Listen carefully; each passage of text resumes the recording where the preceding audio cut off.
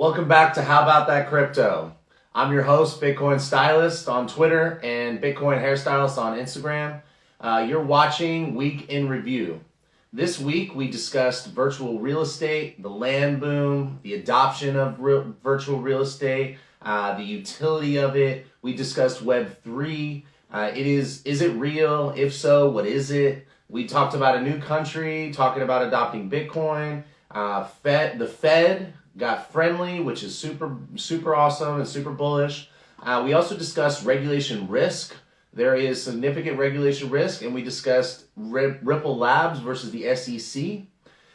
So if you stay till the end, I'll tell you about what topics I'm thinking about for next week, and I want your opinions. All right, we got a lot to unpack, but before we get into it, I just have to be clear and litigious. This is not financial advice. This is for entertainment purposes only. You can use this information and the links that I provide on the YouTube channel and on Twitter, which you can get the links in the link tree if you're watching on Instagram. If you're on Facebook, go to my Instagram or click on the link that'll be in the story, and do your own research. All right. Please like and comment, give me feedback. If you want to support me, it would mean a lot to click on the links in the link tree, go to the YouTube channel and click subscribe. If you're watching on YouTube, please subscribe and click the bell for notifications. It helps support me. It doesn't cost you anything, and I really appreciate the feedback. Our mission at howaboutthatcrypto.com is simplifying and making more accessible the world of crypto, Web3, and digital assets. Welcome to the Week in Review. All right, so I'm going to be doing a weekly review. I probably won't be doing it on Sunday. I'm going to do it on Saturday. So every Saturday morning, I'm going to do a recap of the week and of your daily news sources. This will be a longer format, so if you miss stuff during the week, you can kind of tune in here and get a little bit of a wrap up. I go a little bit more in depth in the daily stuff, and all the links will be in the daily news updates. All right. So let's get into it. Virtual real estate land boom. All right, so when we talked about the virtual real estate land boom, I'm just setting a timer so I know how long I'm doing this for. Sorry, 1 second. Okay. All right, so the virtual real estate land boom. Millions of dollars are going into this space, which is kind of nuts. And people are like, what is going on? Why are people spending all this money in a metaverse and something that it's not even like open, or like how many people are using it? And so what we discussed is that people are companies and investment groups are building buildings in the metaverse. So think of it like this. Think of like a video game, and there's all kinds of video, like Roblox, Fortnite, really any video game that you move around. If you're like, Grand Theft Auto, you're driving through the streets, and or some like first player game where you're moving through a map or something. Well, in order to build these buildings, these companies, they get with designers, they come up with like what they like, what they don't like, what they want things to look like, and then they give those plans to basically a video game creator, someone who does 3D rendering, and they create these buildings. And so what are these buildings going to be for? So like you can, in a game, imagine you walk into a game, you can walk into a building. Well, if I'm not playing a game, what am I going to be doing there? Why would I be there? And also something that's really important is like it doesn't necessarily have to be with the goggles, VR, or the glasses, AR. It could just be through your phone right now. I know that a lot of people think that the VR is the only way to get into the metaverse, and that is flat out wrong. Microsoft, Bill Gates is saying that we are going to get into the metaverse through the devices that you use right now. You don't have to be like a Zuckerberg like person and say, I'm gonna have everybody go in through these goggles. And we might get there eventually, but right now there's not enough people who own goggles or are interested in wearing goggles. So anyway, that I just want to put that out there. So the buildings that people are building what are they going to be used for? That's the big question, because when you think of like real estate, you think of like, why would someone want to own real estate? Well, it has to have some sort of utility. It has to have some sort of scarcity. So the land is finite. in these metaverses. There is a limited amount. So there you get your scarcity. And then the question is like, who's going to be using it, and are people going to use it? Well, enough people must think that other people are going to use this product, because you have PricewaterhouseCoopers buying up a lot of land to build virtual offices. You have accounting firms purchasing up land to build. You have companies buying land from Atari and getting into a joint venture to create virtual experiences. So the adoption is really going to be in gamers and virtual offices, education, so that you can have a classroom where people from all over the world can come together and learn. You have concerts. Snoop Dogg hosts a concert in his metaverse, his Snoopverse, which is in the sandbox, and you also have Rihanna and Ed Sheeran. They've done concerts in metaverses. They've done them in games that are not based on blockchain technology, but the metaverse is just like a place where you go, and it's like a centralized world where people can get together, whether they're fighting bad guys or racing or whatever, or just hanging out and talking because they're separated by distance.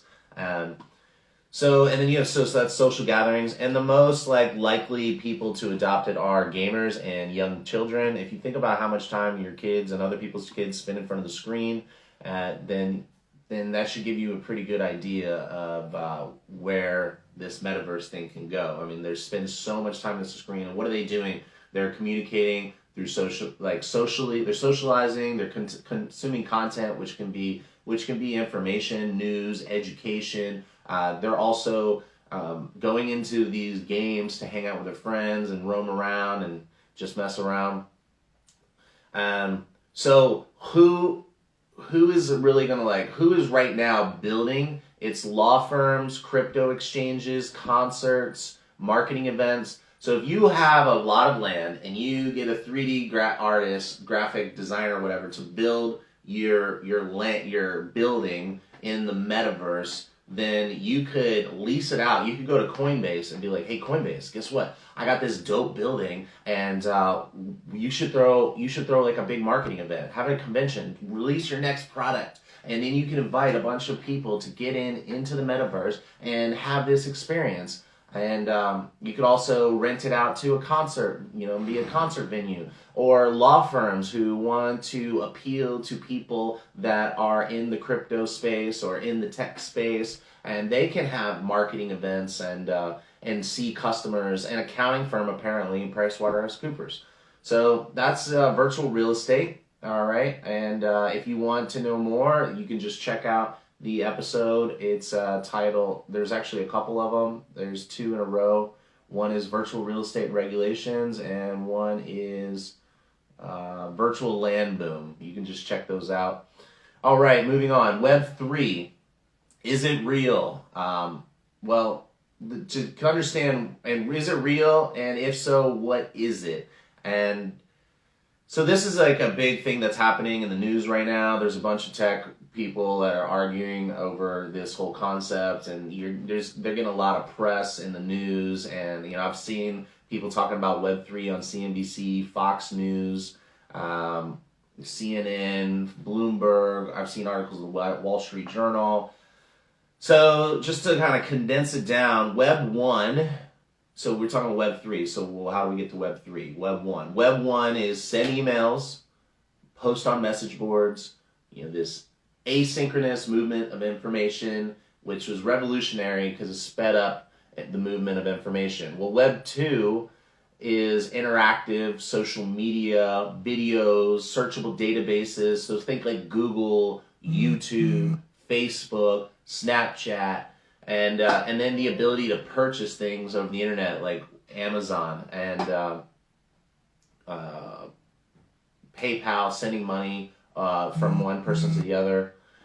So this created big gatekeepers and monopolies of control and power of the internet. And everyone knows that we've had multiple congressional hearings about the power that social media has on our elections and our commerce. And there's an article that I'll probably do a story about this week.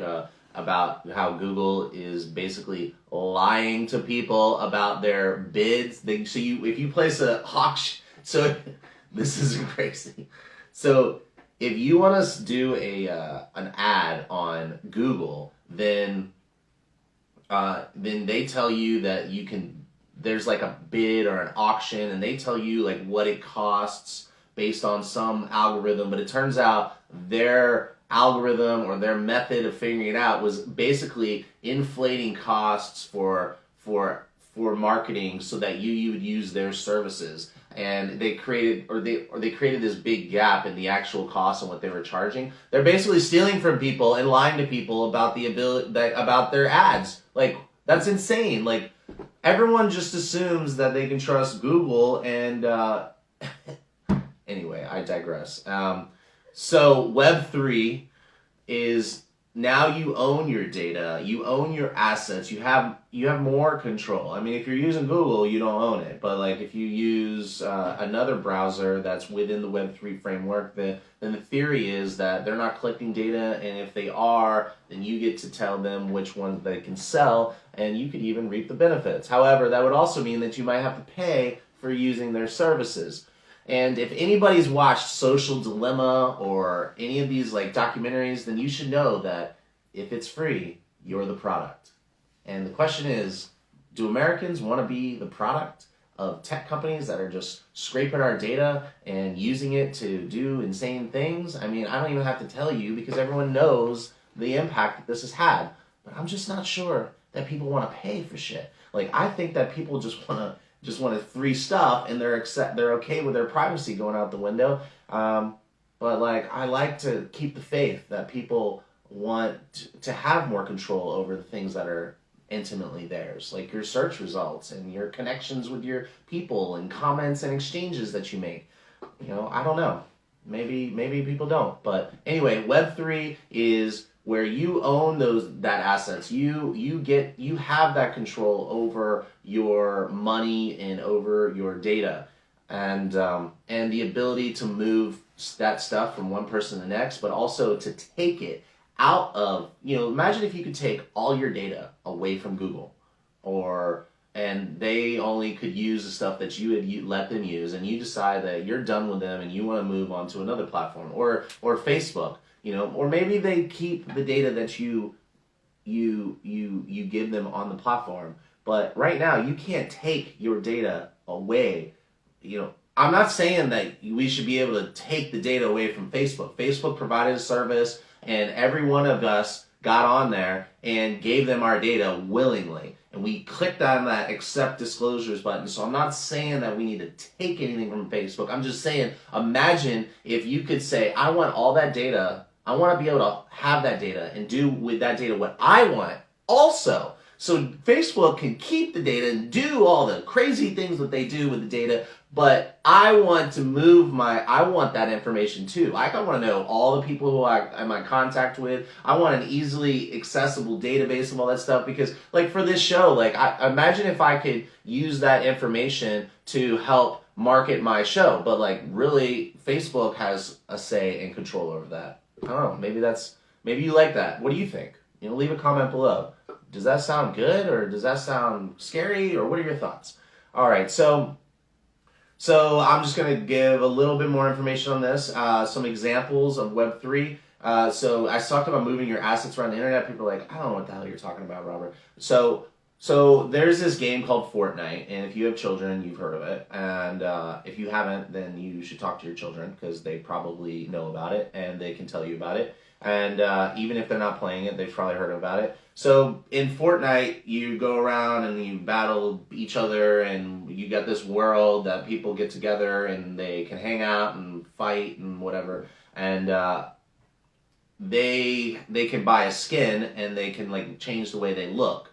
And if you can change the way you look, then you can like feel cool, and like there's a whole thing. But like if you buy all this stuff in the internet, or in the metaverse or in a game, and just to give you a number, in-game purchases in 2020 were $50 billion worldwide. It's supposed to go to $75 billion roughly in 2025. And estimates before application of blockchain technology. So could argue that could be more. So that's a 50% increase in in-game purchases, just to give you the financial and economical opportunity there. All right. So if you purchase something in a game, can you move that to another game? Because it's like, I want to look cool. I want this same look because everyone in my game knows me for this look. But now my friends are playing this game and they're not going to know who I am. Or I'm not going to look the same or whatever. Or I have all these points that I can use to buy keys to the next level. So yes, I'm talking gaming. And that is the big part of it. It's the lowest hanging fruit. It's the most obvious application. So you can, so the ability to move your stuff that you buy in a game from one game to the other would be Web3. You don't have, and there's no more blind trust in the tech behemoths. You are going to have more control. If you want to just give them all your information, you don't care, then you can keep using them. They're not going away. But if you like the idea of being paid for the data that they make money off you. I would like to make a little piece of that, or at least make money off of that, so then I can turn around and pay them for my services, and create like an actual transparent relationship. So if none of this is like appealing to you, and you're like, Robert, you're rambling, I don't really care about all this. This doesn't really affect my life. Then I got one for you, and then I'm gonna move on and kind of wrap this up. I'm trying to keep this in like a 20-minute time frame. All right. So Starbucks rewards. If you have a Starbucks app, this is just a hypothetical, so I need you to just like roll with me. Don't try to think while I'm explaining to you. Just try to follow this story. Okay, so you have a Starbucks app. You open up the app. You're like, okay, so open up the app, click on Starbucks, and be like, I want to order a coffee. Oh, I have 12 rewards points, and it's 10 rewards for a cup of coffee. I don't know what the exchange rate is. I'm just saying. So my rewards are being paid for to buy coffee. I got those rewards by purchasing on the app. So I'm rewarded in rewards points for using the app. Well, that is essentially crypto.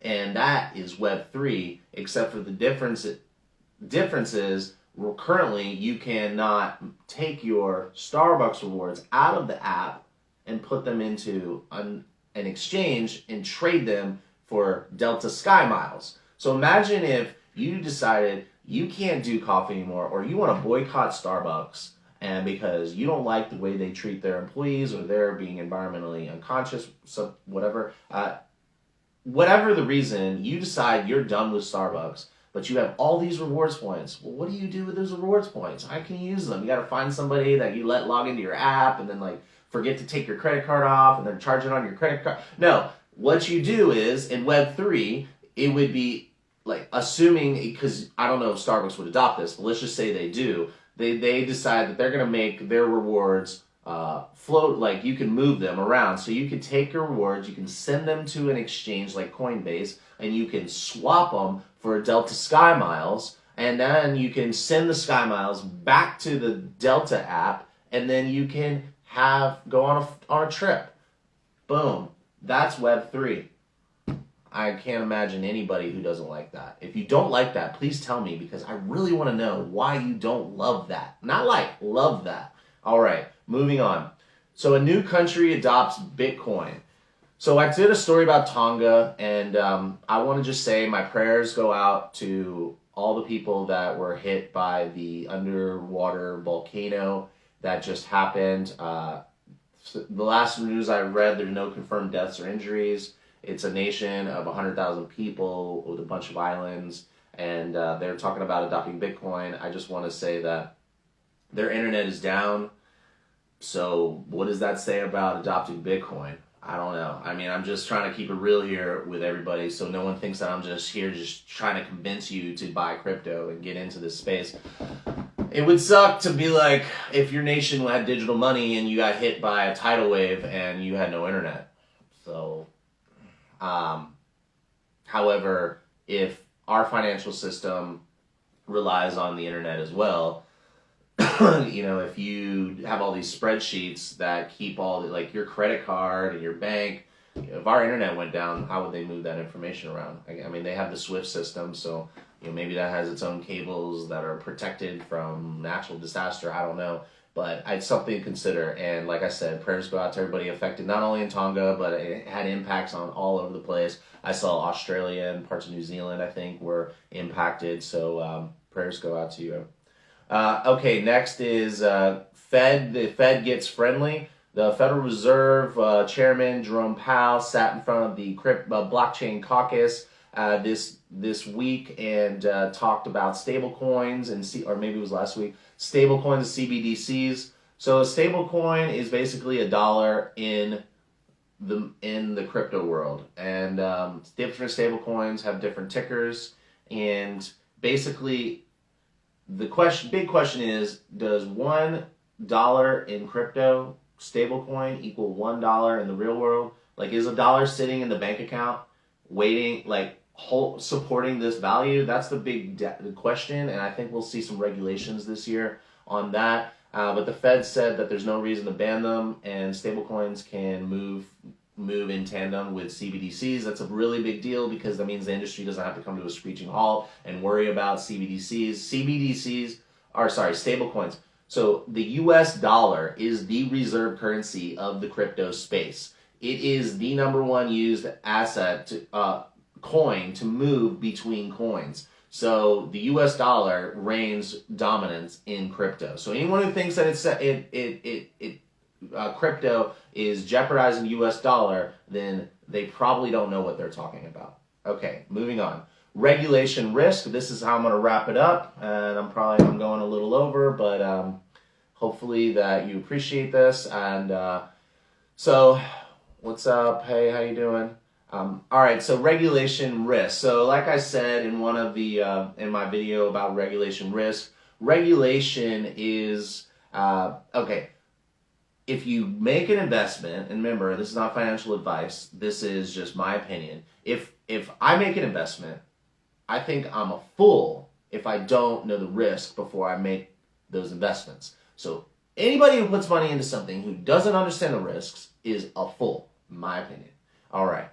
And feel free to, say bad things about me because I said that, but I'm not backing down like that. You don't make money. No one puts money into something without understanding the risk if they want to make a wise investment. You could gamble, go for it. Like gamble. Like go for it. But anyway, so I digress. Regulation risk is the biggest risk other than adoption and utility. It looks like people are adopting it. It looks like there's utility. So the question is, what can get in the way? Well, regulation. The two top regulatory concerns are environmental and whether it's a security or a commodity. And so the environmental stuff I talked a little bit about last week, and I'll continue to talk about this. The industry is self-regulating right now in anticipation of congressional oversight on the environmental side. They're moving all their protocols away from proof of work, which is the high computational power. And the only proof of work that will be left, most likely, will be Bitcoin. And then Bitcoin miners will probably get an emissions cap and have to trade carbon credits just like other industries. But they're already bootstrapping green energy projects. They're creating deals with states to soak up their excess supply that they waste. So the industry is moving in that direction, but it's just not. It's just not whatchamacallit. It's just not like guaranteed. I hate to say this because I know people are gonna get on me about this, but I do think that there should be some sort of regulation on that. I'm not against it. How about that? I don't know that I should be, but I'm not against it. And then the concern about the machines breaking, like when they break down, what do you do with them? There's not a high recycle rate of all these machines and any tech stuff, so we should probably be getting those raw materials out of those machines. So I think something like that will come up this year. Now, the big thing I talked about this week is security versus commodity. Is crypto like a stock in a company, or is it more like cash or gold or oil? And the difference is there's two regulatory agencies. If it's a stock in a company, then you're making an investment thinking that whoever created that coin is going to do good enough for it to go up. and therefore it would fall under the Securities and Exchange Commission, the SEC. If it's a commodity like cash or gold or oil, then you cannot expect the people who created it to make it go up. You are just speculating that more and more people are going to want to use it. Now, that would come under the CFTC, which regulates commodities.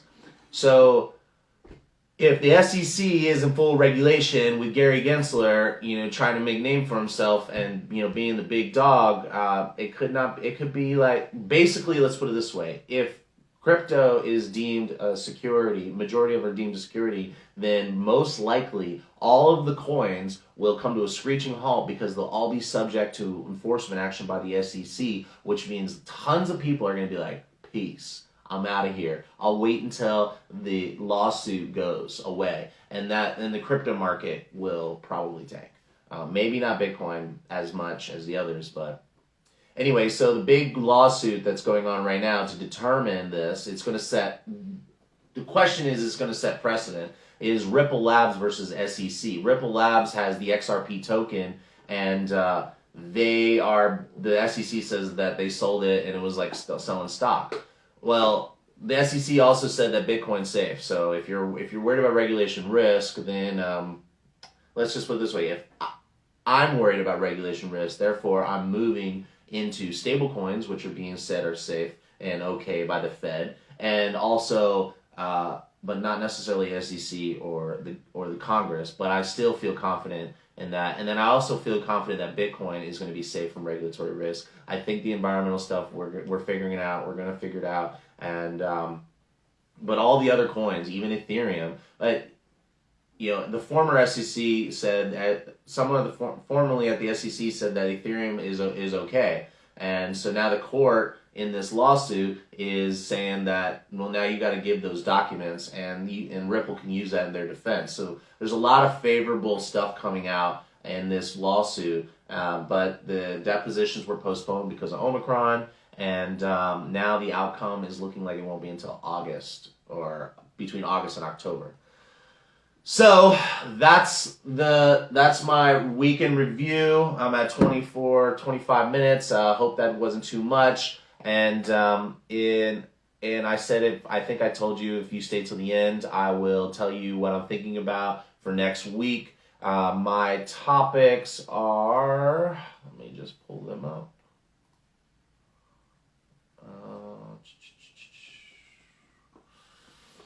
I'm gonna do Kim Kardashian and Floyd Mayweather scamming their fans and subject to enforcement action. I think that one's a pretty good one.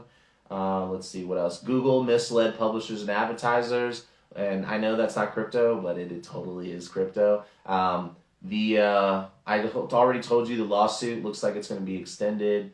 Rio de Janeiro is talking about buying crypto. And let's see what else. There's a way to invest in crypto on the U.S. stock market, and I'm going to do some research on that. And